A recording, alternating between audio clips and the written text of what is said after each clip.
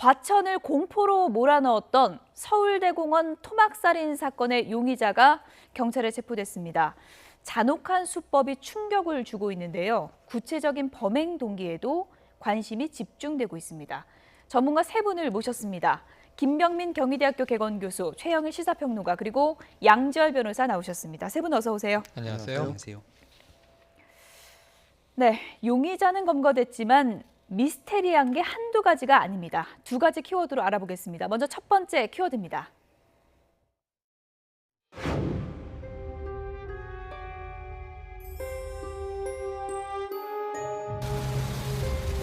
범행 동기가 뭡니까?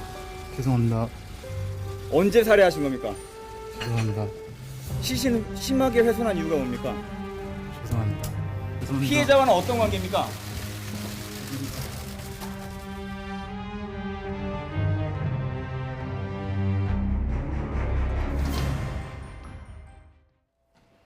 네, 검거된 용의자는 죄송합니다. 이 말만 3번을 반복했습니다. 양지열 변호사님, 상당히 빠르게 검거가 됐는데 용의자가 검거되자마자 또 범행을 바로 시인했다 그래요?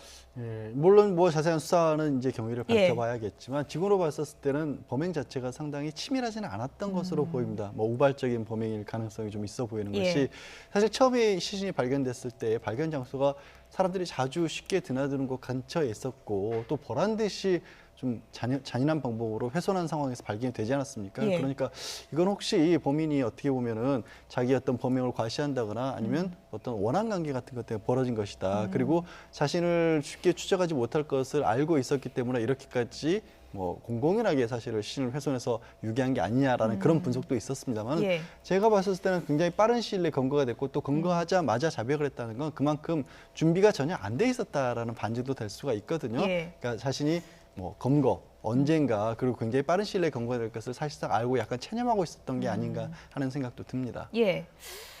속전속결 검거라고 할 수 있는데요. 어떻게 해서 이렇게 빨리 잡을 수 있었을까요? 단초를 보여드리겠습니다. 네, 속전속결 검거, 경찰이 추적한 소렌토의 비밀이 있습니다. 사건 현장 CCTV를 다 분석해서 피의자의 소렌토 차를 이제 용의선상에 올려놨고요.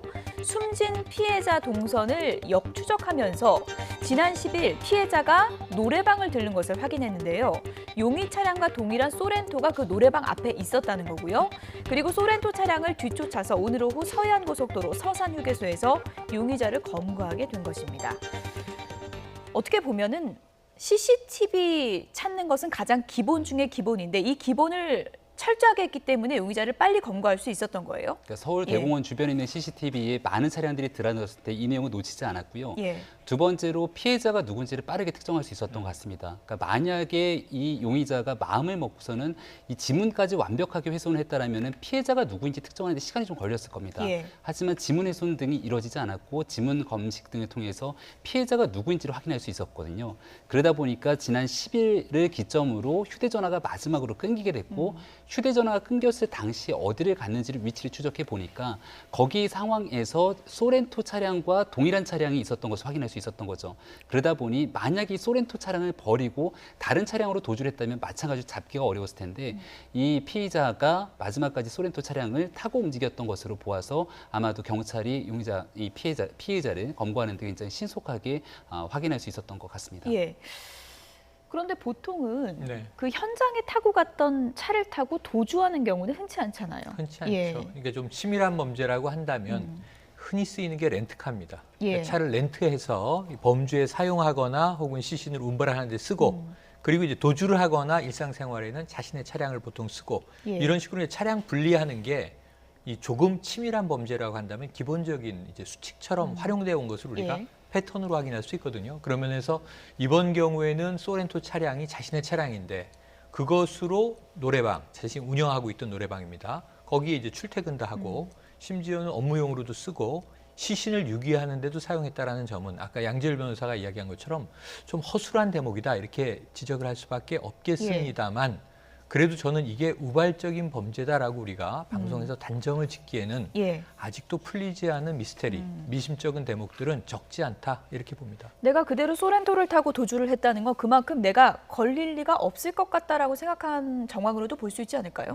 근데 이제 이 범행 전에 뭐 예를 들어서 이게 범행 가장 먼저 봐야 될 것은 피해자와의 관계라고 봅니다. 지금 그 사건이 있었던 전에는 피해자와 특별하게 관계가 없었다고 한다면 사건 자체도 그러면 계획적인 범행일 가능성이 별로 없어지지 않습니까? 그렇다고 한다면 사건이 우발적으로 좀 벌어졌고 이후에 저 장소를 선택했던 것도 아마 범인 입장에서는 이제 피해자로 전환이 됐겠지만 피해자 입장에서는 그래도 자기가 알고 있는 곳들 중에서 그나마 산중이라든가 이런 거 좀 가깝고 또 실제로 이 서울대 공원 주변에 여러 가지 통로되는 CCTV가 많지만 저곳 자체에는 CCTV가 잘 없거든요. 그리고 많은 차량들이 오가는 곳이기 때문에 아마 그래도 여기에서라면 나를 특정하기가 쉽지는 않았을 것이다. 지금 아까 이제 검거 경위를 잘 말씀해 주셨지만 저것도 피해자의 아마 카드라든가 지금 휴대폰 사용 내역을 분석을 하다 보니까 저 노래방이라는 곳에 들렸다는 것을 알게 됐고 그 노래방에 있는 차량과 주변에는 많은 CCTV들 중에서 겹치는 부분이 있었기 때문에 빨리 찾아낸 것이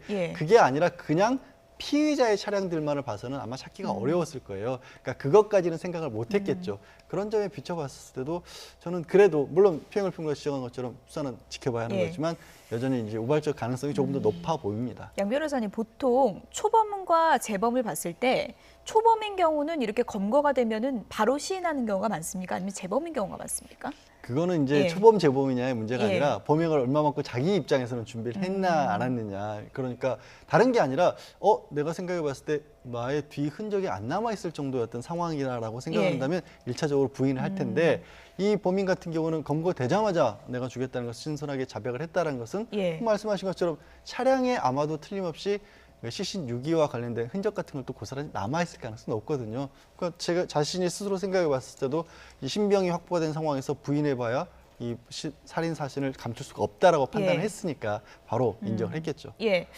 우발적인지 계획적인지 이 부분도 좀 앞으로 좀 수사를 해봐야 되는 부분이고 또 한 가지 이제 가장 중요한 게 바로 범행 동기겠죠. 경찰은 이렇게 추정을 하고 있습니다. 들어보시죠. 노래방 도움이야 왜 다툼이 있었는지 여부는 피해자 진술을 알고 있으니까 우리가 그 부분은 나중에 진짜 그 도움이 찾아가지고 확인을 해봐야 됩니다. 네, 이 짧은 추정에서 저희가 주목해야 될 단어가 바로 노래방 도움입니다. 그러니까 노래방 주인과 손님 사이에 벌어진 일인데 노래방 도우미가 어떤 일 때문에 이렇게 말다툼이 벌어졌던 건가요? 이 피해자가 노래방에 손님으로 오게 되죠. 그러니까 새벽에 이 노래방 도우미를 불러달라고 얘기해서 노래방 도우미를 바꿔달라고 얘기를 했다는 겁니다. 바꿔달라고 단순하게 얘기한 것을 넘어서 나름대로 난동을 부렸기 때문에 여기서 다툼이 일어났고 살해에 이르게 됐다라고 나오는 게 현재까지 이 추정될 수 있는 상황인데요. 과연 이러한 동기가 맞는 건지 좀 확인해 볼 필요가 있는 것 같고 새벽 시간에 노래방 도우미를 가지고 다투다가 살해가 일어났다면 주변엔 아무도 없어야 되는 것 아니겠습니까? 그 노래방 현장에 누가 있었는지 없었는지 여부, 그러니까 실제로 그 노래방의 새벽 시간 그 자리에서 살해가 일어났는지도 확인해 볼 필요가 있는 것 같습니다. 그리고 이 노래방 도우미를 단순하게 바꿔달라고 하는 이유 때문에 다툼이 있고 사람의 목숨을 앗아갔다라고 하는 것도 조금 이해하기 어려운 지점들이 있는 거거든요. 일각에서 얘기하고 있는 것처럼 면식범의 소행의 가능성이 있다는데 지금 이 피의자의 주장에 따르면 면식범의 가능성이 아예 배제가 되는 건데 일단은 들어온 사람이 노래방 도우미가 맞는지 아닌지는 이게 노래방에서 운영하고 있는 그런 이 업소의 분이 아니라 보통은 전화 연결을 통해서 노래방 도우미를 부르기 때문에 이 피의자의 전화번호라든지 이런 것들이 다 추적하면 충분하게 내용들이 나올 거거든요. 그러니까 경찰의 조사 결과에 따라서 내용들이 조금 바뀔 수 있는 가능성의 여지도 남아있지 않는가 싶습니다. 보통 손님이 무리한 그 요구를 할 때 신랑이가 벌어질 수는 있지만 주인의 입장에서 살해까지 갔다는 거는 이 정황을 봤을 때 쉽게 좀 납득하기가 힘든데요. 그러니까 이게 범죄 심리학에서 여러 가지 추정을 해볼 수 있겠는데요. 일단은 제일 중요한 건 뭐냐면 최근에 나는 살인이 두 가지 중에 하나입니다. 이익을 위한 어떤 범행. 그게 이제 돈의 문제죠. 두 번째로는 이게 분노 조절의 문제입니다. 지금 상황으로 보면은 우발적이고 두 번째 일면식이 없었던 손님인데 아마 새벽 시간이니까 이제 아마 손님은 술에 취해 있었을 거고 여성 도우미를 불렀는데 거기에 대해서 쉽게 말하면 진상을 부렸다. 여기에 대해서 주인은 굉장히 폭발했다. 이 상황이 되는 건데요. 자, 우리가 지금 경제도 어려운데 예. 노래방을 경영하고 있는 34살의 젊은 청년 사장입니다. 어찌 그렇죠. 보면. 이 손님은 51세거든요. 예. 나이 차이가 17살이에요. 그런데 이제 이럴 가능성은 있어요. 술에 취한 손님이 이 주인의 입장에서 가해자에게 가장 아픈 지점을 꿰뚫는 욕설이라든가 심한 말을 했을 수 있어요. 인간은 누구나 그럴 때 이제 화가 납니다. 예. 그런데 지금 저 사과하는 태도를 보면요. 지금 전과 조회를 경찰은 했을 텐데 예. 전과가 있는지 없는지 확인되진 않으나 첫 번째로는 화가 났다는 이유로 자신의 영업장에서 사람을 살해한다. 쉽게 벌어지는 일은 아닙니다, 이게. 오히려 이 오가던 길에서 이런 일이 벌어지면 우발적으로 촉발된 사례가 있을 수 있어요. 그런데 여기는 나의 가게예요. 내가 경영하고 있는. 예. 손님이 와서 문제가 되면 그때 어떻게 해야 되냐면 경찰을 부르거나 예. 아니면 가게 밖으로 쫓아내거나 주변 사람들의 도움을 받는 게 일반적이죠. 왜냐하면 나의 재산을 지켜야 한다는 제일 목표가 있는 거거든요. 그렇죠. 그래서 여기서 살인을 저질렀다는 게 이제 굉장히 이상한 대목이고요. 노래방 도우미 교체가 살해의 이유다라는 것도 그렇고요. 아까 사과하는 목소리와 태도를 보면 예. 보통 이 연쇄살인마거나 사이코패스거나 우리가 잔혹살해범을 보면 그 기운 같은 게 좀 느껴집니다. 근데 제가 보기에는 평범한 청년의 느낌이에요. 예. 단정 지을 수는 없지만 그렇죠. 저의 개인적인 예. 견해입니다. 하나 더해서 살해 방식은 상당히 참혹해요. 이건 저는 납득이 안 되는 대목이에요. 소렌토 차량이 가게 앞에 있었고요. 가게 안에서 우발적인 살인이 일어나면 가장 기본적으로 생각하는 건 뭐냐면 이 시신을 감춰야 되겠다는데 어떻게 감추냐면 차에 싣고 외진 곳에 가서 안매장을 합니다. 가장 기본적인 거예요. 근데 여기서 엄청난 공을 들여서 잔혹한 일을 벌입니다. 왜? 여기에 대해서 답변이 나오지 않으면 예. 요 미스테리는 다 풀릴 것 같지 않습니다. 보통 이제 범행의 동기도 상당히 좀 중요하기 때문에 우발적으로 싸웠다, 내가 치밀하게 계획한 게 아니다라고 이제 감추려고 우발적으로 싸웠다 이렇게 둘러대는 경우도 많잖아요. 그런 예. 경우도 충분히 많죠. 예. 다만 그런 경우는 이제 밝혀낼 수 있는 것이 피해자의 관계를 봤었을 때 예전부터 알고 있었다. 아니면 경제적으로 크게 빚을 지고 있었다. 이런 예. 것들이 나오고 또 수시로 뭐 다툼이 많이 있었다. 이런 어떤 수사들이 나오면 이거는 우발적으로 볼 수가 없다. 거기에 더해서 뭐 이제 살해를 하는 과정에서 뭐 흉기 같은 것이 사용이 됐다거나 그걸 예. 준비했다거나 이런 부분들을 봐야 되는 것이고요. 다만 이제 이렇게 끔찍하게 지금 남아 있는 부분들이 두 개를 좀 분리할 필요는 있어 보입니다. 뭐냐면 사람을 해친 부분과 그 이후에 시신을 유기하는 과정에서 벌어진 또 잔인함과는 또 예. 별개의 문제거든요. 그렇죠. 근데 그렇게 어떤 시신을 훼손하는 이유들이 크게 몇 가지를 보면 가장 많은 경우가 사실 이제 시신을 은폐하거나 운반할 때 용이하거나 그러기 위해서 하는 경우거든요. 최영일 평론가의 얘기도 일리는 있지만 예. 아주 단적으로 그래도 새벽 시간에 유흥가에 사람들이 드나드는 곳에 사람 정도 크기의 어떤 무엇인가를 예. 밖으로 가지고 나온다는 것 자체가 부담으로 작용할 수도 있었기 때문에 예. 그런 부분들일 가능성은 배제는 못합니다. 어쨌든 지금까지 나온 내용으로는 두 사람의 관계가 오래전부터 알던 그런 관계는 아니었다라고 하는데 상당히 범행 수법에서 의문이 갈 수밖에 없습니다. 다음 키워드 보시죠. 아니 비닐봉투가 이렇게 비닐봉투가 이렇게 좀 묶었던가 한 걸로 요거만한 게 거기 있더라고요. 검고 조금 붉은색이 나는 비닐봉투 같았어요. 붉은 줄이 있는 것 같던가 거기 묶은 걸 봤죠. 이쪽으로도 몇 사람 갔는데 나는 이쪽으로 가다가 일부러 물어보고.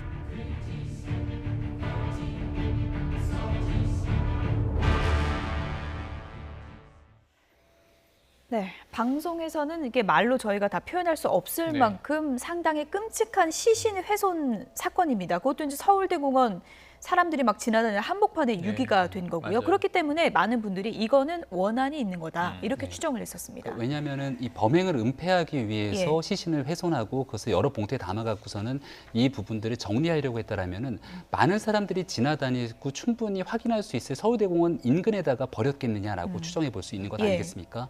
앞서도 잠깐 설명을 드렸지만 더 나아가서 완전 범죄를 꿈꿀 거라면은 반드시 없애거나 여기서 훼손해야 되는 지문 부분을 그대로 남겨뒀거든요. 예. 그러다 보니까 결국은 본인이 잡히게 되는 빌미를 충분하게 전달하기도 했던 거죠. 그러니까 충분하게 유추해 볼 수 있는 것은 결국은 뭔가의 원한 관계를 통해서 이토록 잔혹하게 훼손할 수밖에 없었던 범행 동기가 있는 것은 아니냐라고 예. 추정해 볼 수 있는 건데 저는 시신을 훼손했다라면은 앞서 최영일 평론가가 말씀하셨던 것처럼 밖으로 이 그대로 있는 시신을 데려나가기가 어려웠기 때문에 훼손했다고 추정이 되는 것 아니겠습니까? 예. 그러면 이 노래방의 업장에서 결국 시신을 훼손했다는 거고 경찰이 충분하게 현장 조사를 해보면은 혈흔에 대한 흔적들이 남아 있을 거거든요. 예. 일단은 시신을 훼손한 장소가 어딘지를 수사하고 난 다음에 추가적인 내용들을 조금 더 빠르게 밝혀낼 수 있지 않을까 생각이 듭니다. 예. 지금은 저희가 여러 가지 정황을 좀 뭐 네. 추정할 수밖에 없는 건데 그러니까 10일 날 피해자가 노래방을 갔고 네. 시신은 19일에 발견이 된 거잖아요. 맞습니다. 예. 그런데 그럼 결국 이제 이 시신을 유기한 시점은 언제냐? 예. 지금 경찰에 이제 이건 더 정밀 조사가 예. 필요하지만 일단 경찰이 밝힌 바에 따르면 거의 당일입니다. 살해된 당일에 유기가 예. 됐다. 그럼 어찌 보면 청계산 등산로 입구고 서울대공원 주차장 인근인데 인적도 많이 다니는데 숲을 속에 적어도 9일 동안 흩어져서 방치돼 있었다는 얘기예요. 그래서 이제 악취가 굉장히 심했고 예. 관리원이 발견을 한 거예요. 예. 일요일 오전에. 그러니까 사실은 9일 동안은 그냥 유기된 채 방치돼 있었던 상황이죠. 사실은 시간이 더 흘렀다면 요즘 같은 폭염에 백골화가 빨리 진행됐을 예. 가능성도 있습니다. 그런데 지금도 이미 부패가 심해서 국과수에서는 부검을 했는데 사인을 지금 특정짓지 못했어요. 이게 문제예요. 제가 보기에는 훼손의 방식은 물리적으로 확인이 되는데 사인이 뭔지 모른다. 사실은 예를 들면 이게 시신이 훼손됐고 부패가 심하더라도 이게 외부의 타격에 의한 사인이면 쉽게 밝혀지는 대목이거든요. 육안으로라도 아마 이제 정밀 감시까지는 아니라 하더라도 부검으로 외상 확인이 됐을 텐데 예. 사인이 나오지 않았다라는 것은 저는 여기 여러 가지 가능성이 추정되는데 예. 예를 들면 일반적으로 독살 같은 경우에는 이 확인이 어렵거든요. 예. 그러니까 살인의 방식 자체는 아직 드러나지 않았다. 이게 물음표예요. 예. 두 번째로는 이게 예기, 흉기, 공구 같은 도구를 사용해서 시신을 분리했는데 예. 여기에 굉장히 정말 이게 살인을 한 범죄자 입장에서도 우리가 아까 말씀드린 대로 경제적이고 물리적인 어떤 시간, 이익을 생각을 해보시면 삽으로 땅을 파고 안매장을 하는 게 쉬울까요? 시신을 이렇게 토막을 내서 유기하는 게 쉬울까요? 그게 어떤 심리적인 것과 예. 물리적인 노력을 같이 병합해서 생각을 해본다면 저는 여기서 싣고 나가는 문제, 시신을 이 크기 때문에 예. 들고 나갈 경우에 사람들의 눈에 띌 것이다. 여기가 남의 가게면은 이해가 되지만 자기 가게예요. 예. 문을 크로스해버리고 잠가버리면 하루든 이틀이든 아무도 못 들어옵니다. 대부분들이 이영학 사건 같은 데서 보면 트렁크에 담아서 가져가서 안매장을 하죠. 예. 이게 가장 보편적이고 일반적인 방식이에요. 그런데 그 자신의 영업장 안에서 만약 초범이라면, 살인 초범이라면 굉장히 무서운 일을 혼자 감행을 한 거거든요. 예. 그러니까 이것은 보통의 멘탈로는 하기 어렵다라는 걸 우리가 생각을 해봤을 때 이것은 보통 일은 아니다. 왜 이랬겠느냐라고 하는 왜의 문제에 대해서 저 범인이 답을 할 수 있어야 되거든요. 그렇지 않다면 굉장히 좀 이상 행동에 의한 시신 유기, 훼손과 유기 방식이다라고 볼 수밖에 없겠습니다. 일단 뭐 국가수 소견은 이렇게 나왔습니다. 시신을 이제 훼손한 도구는 공구로 보인다라는 그렇습니다. 이제 추정 분석을 내놨고요. 부패가 심해서 정확한 사망 원인은 지금 밝혀내질 못했고 네. 특히 이제 목 부위나 다리 부위를 절단한 도구 역시 명확하진 않다라고 이제 네. 얘기를 했습니다. 지금까지 나온 정황을 보면은 치밀하진 않은 범행인데 맞아요. 초범이 과연 공구로 시신을 훼손할 정도를 저지를 수 있는 것인가? 이 부분은 정말 큰 물음표로 남는 것 같습니다. 그럴 수밖에 없는 예. 상황이죠. 다만 이런 경우들이 있습니다. 그러니까 이상행동이라는 표현을 최근 평가에 예. 쓰였는데 사람을 아무리 뭐 정상적인 어떤 사람이라면 사람을 해치고 난 뒤에 그 정신적인 충격은 스스로 받는 것도 굉장히 큽니다. 그러니까 예. 범인 자체도 사실 이상행동에 빠져드는 경우들이 가끔 있고 또 아주 어떻게 보면 드물지는 않은 현상 중에 하나가 사람을 막상 스스로 해쳐놓고도 그 사람이 이 온전한 모습으로 있는 것 자체가 이 피의자, 범인에게도 두려움으로 다가오는 경우도 예. 있습니다. 그래서 시신을 훼손하는 경우들도 사례가 많이 보고가 되거든요. 그러니까 예. 내가 해친 사람인데 분명히 멀쩡한 사람의 형태로 띄고 있는 것 자체가 더욱 크나큰 공포감으로 오기 때문에 예. 그 공포감을 어떻게 보면 그 사람의 얼굴을 뭐 상하게 한다거나 이런 어떤 끔찍한 방법으로 훼손하는 경우가 정말 끔찍한 범죄인데 스스로도 끔찍하기 때문에 그런 짓을 저지르는 경우들도 스스로 끔찍해서 더 끔찍한 그렇습니다. 범행으로 이어지는 그런 거군요. 경우들도 있습니다. 예. 그런데 지금 이제 노래방에 있었던 곳이 안양시로 지금 알려지고 있지 않습니까? 맞아요. 시신이 유기된 곳이 과천이고요. 그렇죠. 이동을 했는데 시신 유기 방식이 너무나 잘 보이는 곳에 유기가 됐기 맞아요. 때문에 이거는 공범이 좀 허술하게 유기한 게 아닌가 하는 추정도 가능할 것 같습니다. 네, 그러니까 예. 이런 이 잔혹한 범죄를 저지르고 났을 때 시신을 유기하기까지 과정에서 혼자서 이 모든 것들을 다 감내했겠는가라고 봤을 때는 공범이 있을 가능성들을 배제하기 어렵다라고 얘기할 수 있을 것 같고요. 만약에 공범이 존재한다면 이렇게 잔혹한 범죄에 공범이 있다는 건 살해 현장에 함께 있었을 가능성 뭐 이런 부분들도 따져봐야 될 것 같습니다. 게다가 더 나아가서 지금 현재 이 시신에 결국 훼손했던 부분을 공구에 의한 훼손이라고 얘기를 하셨는데 그렇다면 공구를 실제 노래방에 있는 공구를 사용한 것인지 아니면 시신을 훼손하기 위해서 공구를 추가적으로 구입했는지에 대한 여부도 따져볼 필요가 있을 거거든요. 예. 열흘이라고 하는 시간 동안에 언제 시신을 훼손해서 유기한 건지를 확인이 되지 않았기 때문에 예. 아마도 그날 새벽에 살해를 저지르고 나서 바로 훼손하지 않고 조금 시간이 지난 뒤에 훼손하고 나서 유기했을 가능성도 있습니다. 여기에 공범이 있을 가능성도 충분히 있기 때문에 예. 아마 경찰력을 최대한 활용해갖고 추가적인 수사에 나서지 않을까 생각이 예. 됩니다. 양절 변호사님, 지금 뭐 이런 범행에 있어서 형량을 얘기한다는 게 참 의미가 있나 싶을 정도로 답답하고 좀 끔찍스러운 마음인데 많은 분들이 또 뭐 사형제도 이거 좀 해야 되는 거 아니냐 이런 얘기까지 나오고 있는데 어떻게 보십니까? 그런 어느 정도 잔혹한- 형량이 나오나요? 그래서 이제 그런 잔혹한 범죄가 있을 때마다 예. 그런 얘기는 나오죠. 그리고 최소한 이제 문제가 무기징역도 뭐 사면 중간 감형 자체가 예. 없는 그러니까 석방 가능성이 없는 무기징역이라도 도입을 해야 되는 게 아니냐. 그러니까 해외의 사례처럼 종신형이라고 하죠. 예. 무기징역이 아니라 무기징역은 기한을 정하지 않은 거기 때문에 종신형은 구별이 되긴 합니다. 예. 다만 이제 그럼에도 불구하고 이런 어떤 끔찍한 경우는 이제 범죄 후에 정황, 범죄 후 정황도 양형에서 굉장히 중요한 사례로 작용을 요건으로 고려를 하거든요. 최근에 어떤 그 살인 사건 같은 경우에는 최소한 20년 이상은 나옵니다. 과거 이것도 뭐 보시는 분에 따라서는 예. 아, 그것도 부족하다고 하시겠지만 예. 최근에 양형, 특히 살인 사건 같은 경우 강력 사건들이 모두 전반적으로 형량이 많이 높아졌다는 점만은 분명합니다.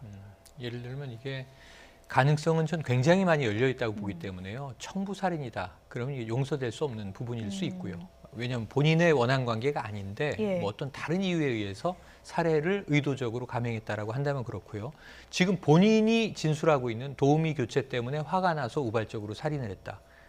이것도 살인의 이유로는 전 납득하기 어렵습니다. 그러니까 이건 굉장히 형량이 높아질 수밖에 없는 상황이죠. 예. 단 하나, 감형은 아니지만 최소한 이러한 원한 관계로 사람을 죽음에 이르게 할 정도의 동기는 있었구나. 뭔가 합리적으로 납득이 되는 이유. 사실 살인의 이유에 납득되는 게 어디 있겠습니까? 무조건 예. 안 되는 일이죠. 예. 그럼에도 불구하고 강한 원한 관계가 있는 지인 관계였다라고 한다면 예. 그 부분은 이제 양지열 변호사가 이제 법적인 법리적인 부분을 다 동원해서 변호인의 입장이라면 여러 가지 이유들을 댈 수 있겠죠. 그럼 이제 형량이 뭐 최소한 우리가 요즘 많이 보는 게요. 살인이 정말 정상 참작이 되는 살인. 예를 들면 평생 학대당하던 부인이 남편을 살해했다. 이런 경우 한 3년, 5년도 나오고요. 예. 극단적으로 말씀하신 대로 무기징역 나오는 경우도 우리가 많이 보고요. 사형도 요즘에 봅니다. 물론 집행의 여부에 있어서는 우리나라가 집행을 안 하지만 사형을 또 판결하는 경우는 나오고요. 보통 20년 전후가 많이 나오는데 이 경우는 어쨌든 형량은 높을 예. 수밖에 없는 상황 아닌가 싶습니다. 어쨌든 서울대공원에서 발견된 훼손된 시신 노래방 손님이었다는 게 밝혀졌고요, 오늘. 그리고 이제 용의자가 검거되긴 했지만 아직까지 석연치 않은 부분이 많습니다. 이런 궁금증이 모두 좀 말끔히 해소될 수 있었으면 좋겠습니다.